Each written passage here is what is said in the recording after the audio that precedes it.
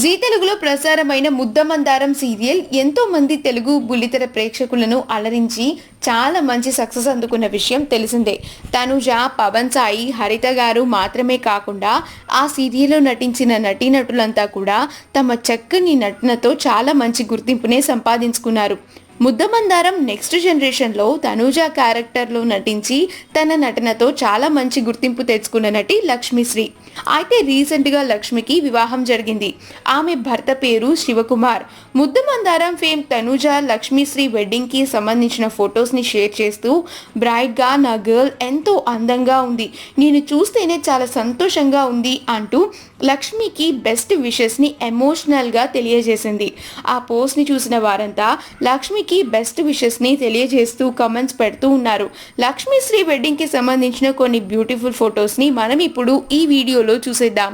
ఈ వీడియో కనుక మీకు నచ్చినట్లయితే మీ అభిప్రాయాన్ని కమెంట్స్ ద్వారా మాకు తెలియజేయండి. మా ఛానల్ని సబ్స్క్రైబ్ చేయడం మర్చిపోకండి.